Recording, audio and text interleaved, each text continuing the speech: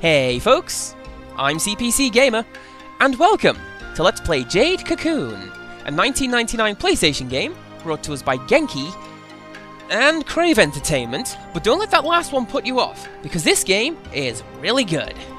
I am the Nagi prophet, Hello Richard Epcar. You didn't put your real name in this game's credits, but I can still spot you a mile away. So yeah, I've wanted to do this game for a very long time, and I'm confident that my current setup will be able to do a good job of recording it. That hunter shall be known as... Yeah, we don't need to finish recording that line of dialogue, we've got plenty more to get through today. When I'm given the choice, I like to name my character Ase, because that way, whenever people say his name, they sound like Foghorn Leghorn. But canonically, this guy's name is Levant, so that's what we're going to use. It doesn't particularly matter, because nobody ever physically says the character's name. All the dialogue in the game is always written such that it sounds right, whether the speaker did or did not include my name. So, this game is fully voice acted. Like, even the incidental NPC and the shopkeeper dialogue, which is an insane amount of attention to detail. Oh, and you get a bonus point for pronouncing winged with a grave accent. That is one of the best things in the world. But yeah, this game is fully voice acted, but I have turned the voice acting off outside of the cutscenes. Partially to make it easier to hear and understand me, mostly because this is a PlayStation game from the 90s, before we knew any better. We'll be taking the same approach to dialogue that I did when I played the Dizzy games, like it will stay up long enough for me to read it, and then we'll move along. Hopefully it's not too much hassle for you guys, because I can read fairly quickly sometimes.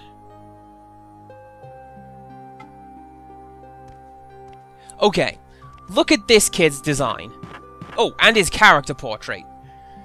And the fact that he's called Louis. Now, you don't need to hear it, you can just tell the stellar voice talent they gave him. And that's the main reason we've turned it off. Actually, I'm being cruel, because I really like the character design in this game. Oh, and there's the butt slap! Just in case you've forgotten we're playing a JRPG. But yeah, the characters in this game were all designed by Katsuya Kondo, who works with Studio Ghibli. And most notably, he did all the character design for Kiki's Delivery Service. And another sign that this is a PlayStation RPG, everybody gesticulates like crazy, and I absolutely love it. I mean, it's one of those quaint little things that just got forgotten along the way on the path to better game design, you know? This is our world hub, and we can go to pretty much every building you see on the map, but we've been told to go home to bed, so let's go home to bed. Oh, but before I talk to my mum to continue the scene, just gonna show this off. If you open the menu, you see a unique character portrait for Levant, and that changes after the next cutscene, and it's never shown again. Again, it's a really neat attention to detail, and they absolutely didn't need to do it. Alright, let's talk to Mum, see what's going on in the world. Oh ho ho ho! There's your plot point! It actually sets up one of the bigger design choices that the team made for Jade Cocoon. Everybody and everything in this game is hugely spiritual, and I really like the world that they built around that.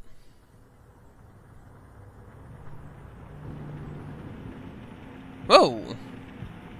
Suddenly we're in the loading screen from Silent Hill, what the hell? Is it bad that I automatically went to suffix the number 2 to that game title? Probably. I think I need to find another point of reference for the best game ever made. So, I'm gonna work on that. This is a really strange and jarring transition, mind you, because the entire rest of the game, I'm not gonna mince words, it's beautiful. Straight up beautiful. The art and sound design is drawn almost exclusively from Indian culture. East Indian culture, that is, not American Indian. Although that could have made for an interesting game all of its own, come to think about it. But no, this game is East Indian through and through, and I can't think of a single other RPG that does that. I mean, Breath of Fire has elements, especially the Faolu sections in Breath of Fire 4, and Persona lets you summon Hindu deities, but no, this game goes all out, and I love it. And I also really like the vignetting in this scene. When you know that it's a dream sequence, and you know that it's a bad one, because this border is just completely freaking out. And you know, I beat up on Louis, but I get what he's here for, you know? He's the little brother character. He wants the limelight so badly, but he doesn't know why he can't have it. I mean, he's player 2, effectively. I'm Mario, and he's Luigi. Louis, I see what I did there. Well done, me. You get an accidental pat on the back. Oh, hello there, guy who always reminded me of King Henry VIII. How's it going? Okay, I'm just gonna throw a caveat at this point. As much as I hype it up, Jade Cocoon is not without its faults. And this scene includes one of them. As you probably could have guessed, this right here is a supposed-to-lose fight. And that's bad in and of itself, but even worse, this is a supposed-to-lose fight that is not over particularly quickly. Right, thematically, I get what it's saying. We can fight all we like, but we're just some kid who is entirely too weak to stand a chance in the world, especially not if the game's going to throw critical hits like that. That's a rare one. But I also get that this fight is showing off the game's major mechanics. Like, we won't be fighting people, but huge monsters. But come on now. This would be better if I was just routed in one turn. Although I wonder if the game includes parameters for if you beat the minion. Okay. Maybe not if he's going to do overkill attacks like that one. But I mean, I was doing damage to him. You could see a couple of HP chipping off his health bar with each hit. So I wonder if you can cheat your way to the end. Probably not, because I suspect that this event is scripted to play at the end of that battle no matter what the outcome, just in case people cheated their way to a win. I mean, if nothing else, that's what I'd do. Wake up, Levant! Leanne's bell is ringing. You have to go and meet Luca down at the Millennium Fair. Or I'm gonna go and see Mabu. I mean, she is Levant's childhood friend. This game is way more steeped in anime tropes than I remember it being. Oh, well, never mind that then. There's a thunderous noise coming from the forest. They're attacking with loading screens and jump cuts. And, you know, speaking of anime tropes, if I remember rightly, Kelmar here, he's Levant's childhood rival. But we'll touch on that as we go through the rest of the game, because right now, plot is happening! You know, I don't know that I'd call that a thunderous noise, it's more like a shrieking noise. Oh, there is a lot of anti-aliasing going on around those monsters. I don't know, I never noticed that back in the day, but I can see it in every PS1 game that I go back to. Like, good graphics and technical knowledge have ruined me, you guys. And speaking of which, Mode 7, you are not, PlayStation. Maybe don't zoom in on your background so closely like that. That is some kind of jank. Now, I've noticed this. There's some kind of discrepancy between what's attacking us in the first cutscene and now, because the first one looked like flying thorns, and they look like winged scorpions. Neither of which are monsters that actually show up in the game, mind you. Which is for the best, because flying is an adjective that you don't want to see in front of the word scorpions.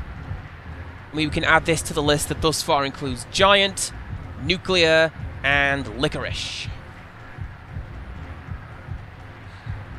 Game, you're holding these white fades a little too long, wouldn't you say?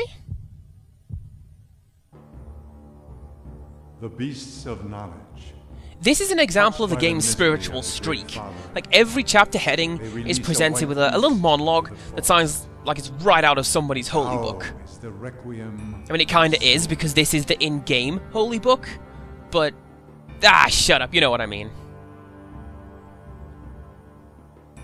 Oh, and I'm sorry, did you think that just because we're now 10 minutes into this video, we're about to get some gameplay. Because that is just the kind of talk that I'd expect from the Call of Duty in-media explosions generation. We've got some story to continue. I have to say, it always bugged me the difference in Garai's visual representation. Because her character portrait makes her look like a wise old lady, but her character model has those big fried egg eyes that don't really measure up with anyone else's in the game, and it makes her look a little goofy, like maybe she's the comic relief or something. And I don't know that I'd call those guys locusts. I mean, they were more of a wing-edged shark tooth. Oh, another example of the spirituality in Jade Cocoon. People in the village have fallen into a sleep from which they cannot awaken, but they aren't dead, because they all still have their souls. I mean, this game got away largely free of censorship when it was localized, but they still didn't do the Nintendo thing where death becomes sleep, booze becomes cola, etc. I don't know, Jibara. I'm pretty sure Garai's did a pretty good job of stopping that attack. Yeah, how about that? We've got a moral discussion going on in this game. The needs of many outweigh the needs of the few and all that. I bet you were never expecting any of that in the usual game that you get from me. Although, if I'm honest, this is another one of the game's sticking points. There can be parts where it gets really talky, and that's fine if you're on your own, but not so easy when you're trying to explain what's going on or just riff on it in a comedic fashion, like a cool person. However, I do like that we've been able to give every single character a personality through their dialogue. Like the fact that Jibara just jumped in and claimed your idea as her own, that lets you know what kind of person you're dealing with. Oh, and if there were any doubt, look at that. She hates Garai and is an absolute dick. Oh, speaking of anime, there's another Studio Ghibli tie here, because Garai has the same voice as Yubaba from Spirited Away. It's not the same voice actress, but she's doing that very distinct wise old lady voice. Man, Jibara is just overflowing with salt right here. Have we upset you, woman? Is this going to be explained away in a cutscene 6 gameplay hours from now? Is that what this is? Now, this bit of the plot never really sat well with me. If I stopped showing up to my job, they wouldn't just assume I was going to return one day. They might try to get a hold of me, sure, but they wouldn't just leave my post open for years on the understanding that I might be back. The framing in this game is so good! It's so good, you guys. And you might think that all this highlighted text is related to a tutorial of some kind, maybe giving us an indication of where to go. You would be wrong to think that, because this bit plays itself. Something that kind of bugs me, all of the holy verses and title cards are video files. And that's weird, because like LSD, for example, that came out the year before this game, and a development team of one woman and her imaginary friend Ocelot managed to work out how to just throw JPEGs in front of the screen. Doing it as a video file, it just slows the game down with load times, and it serves to break the flow. And if I remember rightly, every time anyone brings up Levant's dad, they say, "I know he wasn't a coward like other people say," which gives me the impression that either Levant imagined all the horrible things people heard about his family, or everyone is being insincere and sucking up to me because I am now the only one who can save the world. Although, to that end, I don't know if the game ever justifies why they're only allowed to send one person out into the forest. For a gameplay point, it's pretty good, because it means that you do everything, and there's no fashionably late syndrome like when you fight Gary Oak. But surely it would make more sense to send a team, especially since you've established how dangerous this job is. Marriage! I'm sorry. I'm sorry. And you know what? No, I'm not. I love The Princess Bride. I will take literally any excuse to bring it up. And that wedding scene is one of the few things that just consistently slays me. And Peter Cook is great. I absolutely love it. Earring of the Hunter sounds like a too literal translation of the original Japanese. But whatever. The earring teleports us to the front door of a dungeon if our HP hits 0. And it also lets you leave whenever you like, rather than just having to backtrack. Also, you might get the impression here that the villagers won't talk to you because of your job as a monster hunter. Nope. Everybody in town is nice as pie. And I really like the relationship that they're setting up with Mabu and Levant. Each of you is risking your life from the other, but you persevere and endure the hardships because each of you has the other. I mean, in all seriousness, I joked about them talking a lot in the intro, but if you look at it, it's set up a big world with complex relationships. You know how each person behaves, what each person thinks of who. It's great. It is really well done, and it helps to create a wonderful world that you want to protect. Meanwhile, at the start of this video... Actually, that said, there is another intro that plays before the title screen. It's hand-animated, and it is every bit as beautiful as the rest of the game. And it shows off some of the Nagi lore, and it segues into a fight between Levant and a giant monster. However, it also shows you part of the ending. So that's why I've skipped it, and I went straight to the game engine intro. Wait a second, what? We really did skip back to the very beginning of the game. What is this? I kid. I know exactly what they are trying to do with this. Levant is a new man, his life has begun anew, so the game begins anew, you know? Or at least that is what I choose to believe, as I try to justify this game deciding to head back to the treehouse. That, and... well, despite the fact that we're the newly crowned hero of the village, we have a wife and a heroic undertaking in front of us, we're still just a group of kids. I mean, it's something that you see in indie platformers. Limbo, Brothers, Child of Light. All of them focus on a childlike figure facing a big and scary world. And as you can imagine, there's quite a lot of that going on in this game.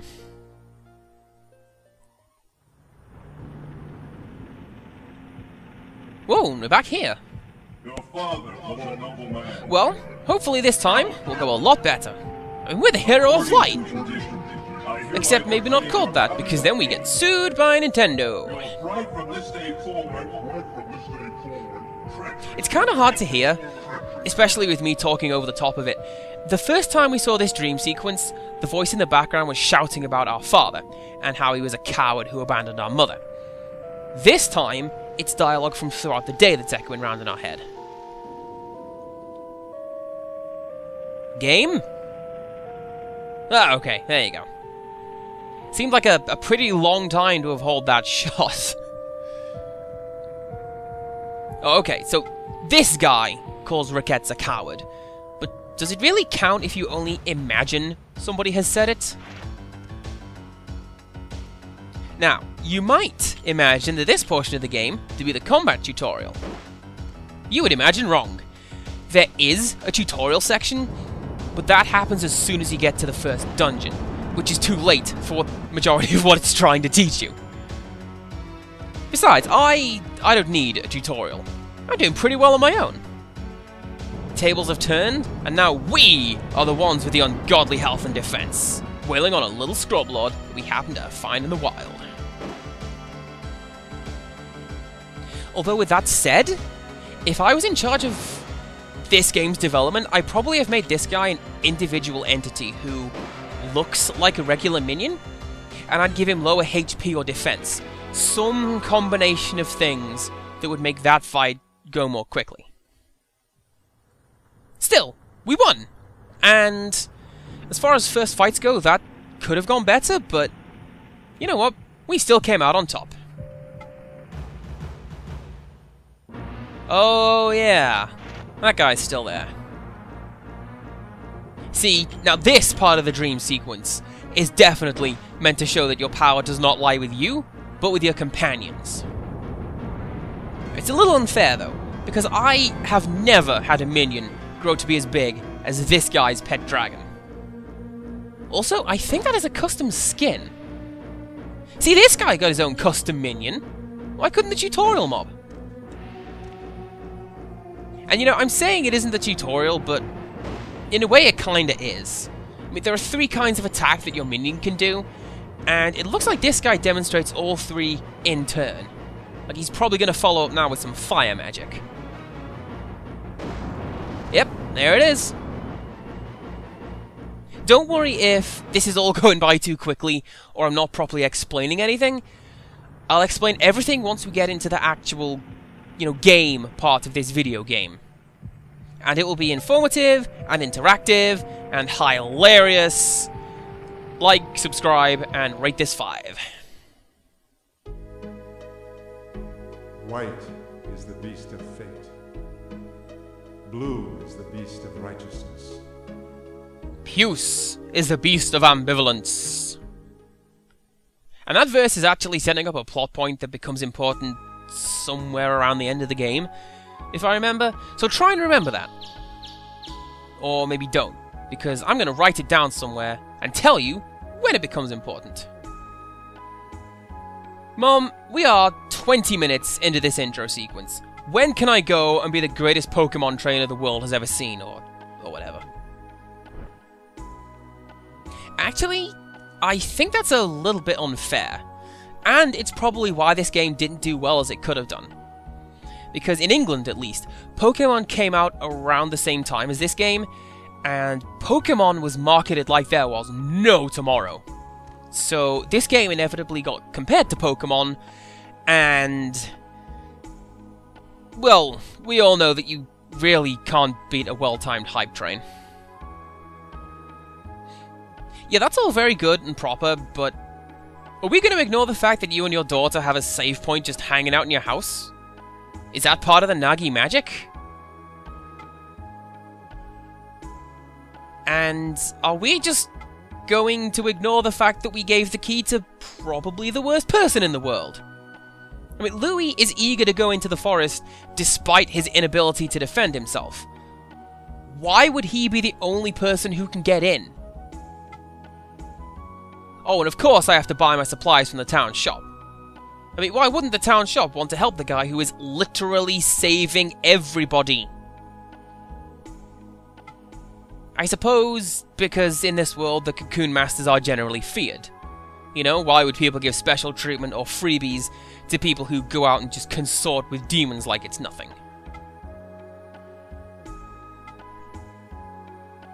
And you know, Garai, of all the times that you could go, I'll tell you when you're older, this is not a...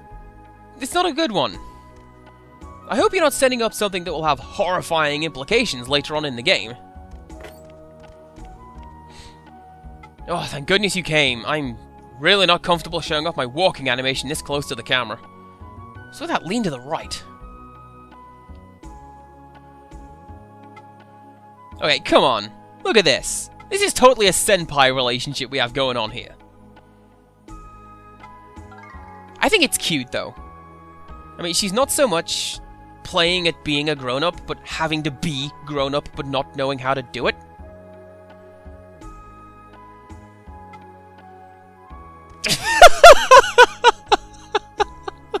Oh, man.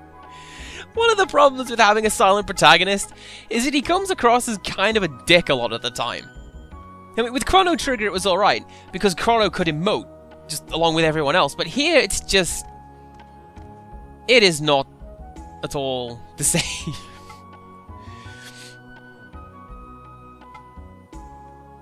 Yes, Louis, I get to go and be the big damn hero, because my dad was the big damn hero, and his dad was the big damn hero, and his dad, and that is how inheritance works, Louis. Oh hey, it's this guy. He's pretty cool. Oh, and you see his little plot point there about Louis getting revenge? Pay very close attention to that. Because at some point during this very cutscene, that plot thread vanishes into the ether and is never mentioned again. I kind of like to imagine that he doesn't have the key to open the door to the forest, they just gave him some trinket to feel important. With the in-game dialogue boxes tell me otherwise, but that's what I like to think. And headcanon is best canon. Well, looks like we're all dialogued out, so let's go to the forest gates. Maybe start playing the game I've been waiting so patiently to play. Incidentally, it is entirely possible to just leave the watchtower without actually getting the key from Louis. And if you do that, there's a special little dialogue option where he talks about how you're going to be the worst hero of ever, since you can't even remember what you came in here for. And, thankfully, this is the only time we have to make this particular run. This game's intro is really obtuse, but from this point, it streamlines itself pretty well. Okay, you see that last line of dialogue? That alone will serve as justification for me turning off the dialogue in this game. Alrighty, that is the intro to Jade Cocoon. And that means it's time to cut the video. I'm sorry I'm back to my old tricks again, but whatever. Join us next time for some actual gameplay, and until next time, goodbye!